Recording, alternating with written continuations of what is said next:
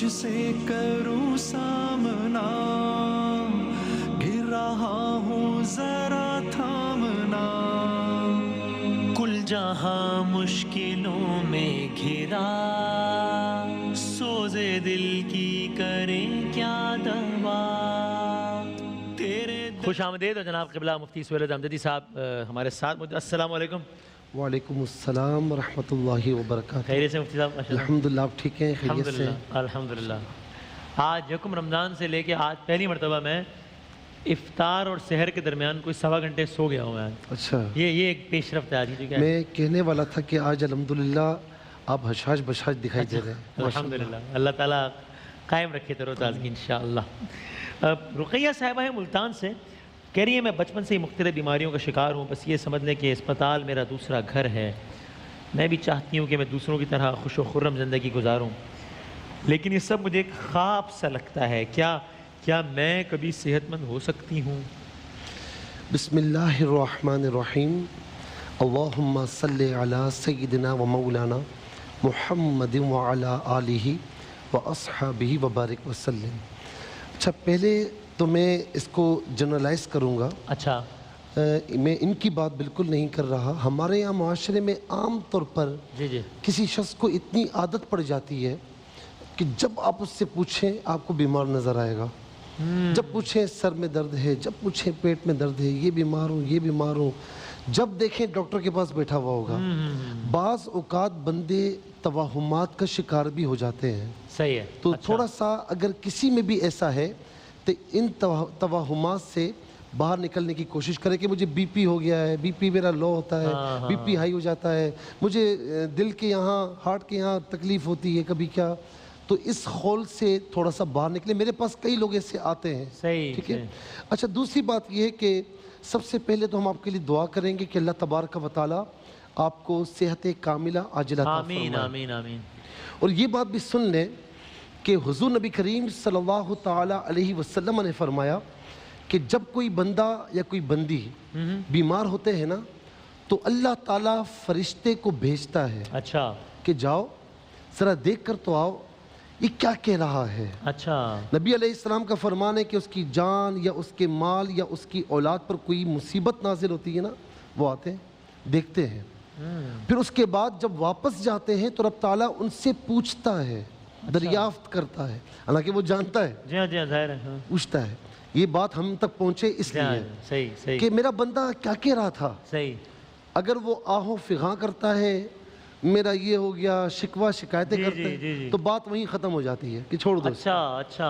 اور جب فرشتے یہ کہتے ہیں کہ مولا اتنی تکلیف میں ہونے کے باوجود وہ تیری حمد بیان کر رہا تھا، تو اللہ رب العالمین خوش ہو کر فرماتا ہے کہ میں اس بیماری سے اگر میں نے اسے نجات دی تو اسے پہلے سے زیادہ بہتر خون، پہلے سے اچھا گوشت پوست اسے عطا فرماؤں گا۔ جب بیماری سے شفا یاب ہوگا تو وسیم بھائی فرمایا کہ اس حال میں کہ اس کا کوئی گناہ اس کے وجود پر باقی نہیں رہے گا۔ اللہ اکبر۔ وہ کہا کہ اس حال میں اگر بندہ انتقال کر کے میرے پاس آ جائے تو وہ بخشا بخشایا آئے گا۔ سبحان اللہ، کتنی بڑی، اس سے بڑی اور کیا نعمت ہوگی۔ ٹھیک ہے نا؟ سبحان اللہ۔ پھر جب بھی کبھی ایسا موقع ہونا تو اللہ کے پیاروں کو، ان کی زندگیوں کو یاد کیجئے، کیونکہ جو دعا میں بتانے جا رہا ہوں یہ دعا ہے حضرت ایوب علیہ السلام کی۔ اچھا، یہ حضرت اسحاق علیہ السلام کی اولاد میں سے ہیں۔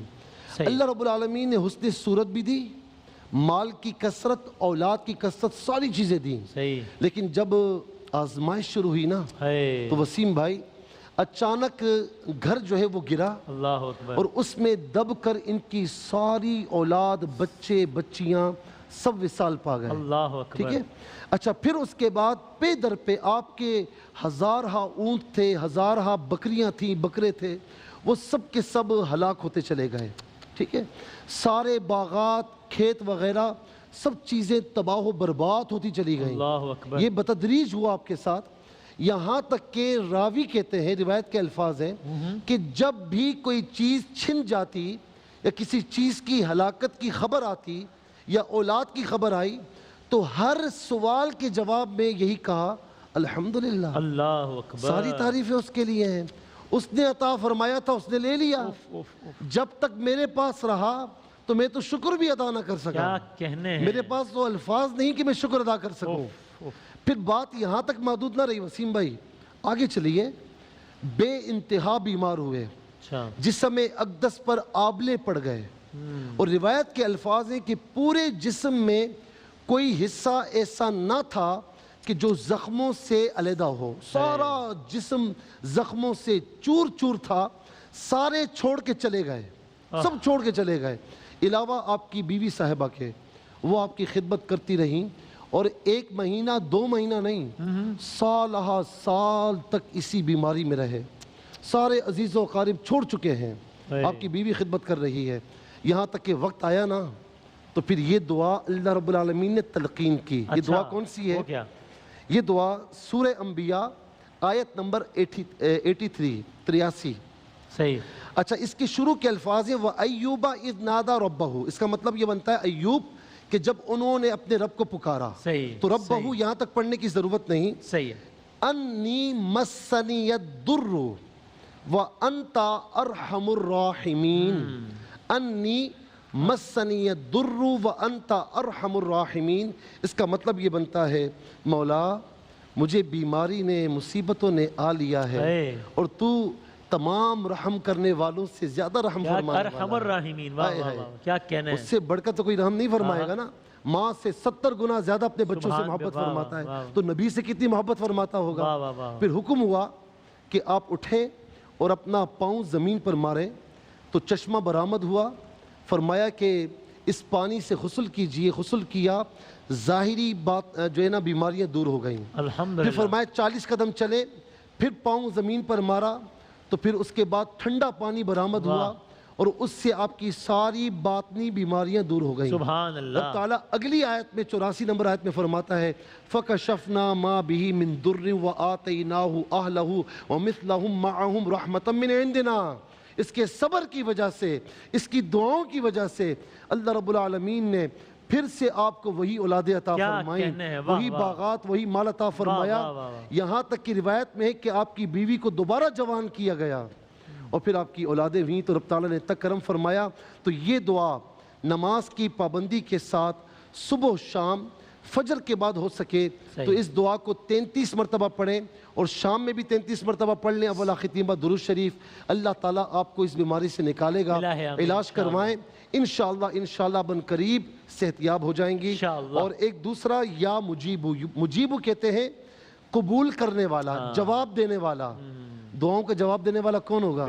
قبول کرنے والا کون ہوگا؟ تو جب بھی موقع ملے یا مجیبو کم از کم 11 مرتبہ پڑھ لیں, اول آخر ایک بار درود شریف کے ساتھ. انشاءاللہ جلد از جلد اللہ تعالیٰ آپ کو اس سے نجات عطا فرمائے گا. اور یہ صرف ان کے لیے نہیں, جو بھی دیکھنے والے ہیں ان کے لیے یہ ہے کہ یہ پڑھ سکتے ہیں. مجھے ابھی بیماری کا وقت بھی ختم ہو گیا, لیکن بیماری کا تذکرہ آیا تو بس میرے بھی, میں نے آپ سے تذکرہ بھی کیا تھا, آپ کے توسط سے اور لوگ بھی کریں گے. تو میرے بھی ایک خاندان میں ہی ایک بہت قریبی رشتہ دار ہیں, بہت شدید علیل ہیں, یہی حالیہ جو معاملات ہیں. تو آپ بھی پلیز دعا کیجیے گا کہ اللہ تعالیٰ کرم فرمائے. آپ جیسا بندہ یا ہمارا جیسا بندہ تو ہم کہہ بھی نہیں سکتے نا کسی کو, جی, کہ لوگ سمجھتے پتہ نہیں کیا پریشانی آ گئی. بہرحال ہم بھی انسان ہیں, آپ بھی انسان ہیں, یہ معاملات ہوتے ہیں. اور میں آپ کو بتاؤں کہ تواتر کے ساتھ میں تراویح میں بھی, اور جب بھی مسجد جاتا ہوں جمعے کے بعد بھی, اور یہاں پر بھی میں دعا کر رہا ہوں. بلکہ سب سے گزارش ہے کہ دعا کریں کہ اللہ تبارک و تعالیٰ ان کو صحت کاملہ عاجل عطا فرمائے. انشاءاللہ الہ آمین. اور آپ کی ہمت ہے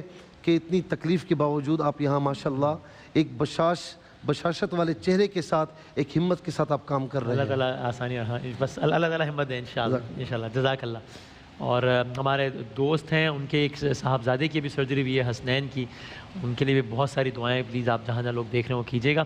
اللہ تعالیٰ سب کے ساتھ آسانیاں فرمائے انشاءاللہ. وقفہ لیتے ہیں, اس کے بعد سرکار دو عالم صلی اللہ علیہ وآلہ وسلم کی ذات مبارکہ کا تذکرہ, آقا کا میلاد, وقفے کے بعد انشاءاللہ. ماہ رمضان یوں آ گیا, بن کے رحمت یہ پھر چھا گیا, کیسے تجھ سے کروں سامنا,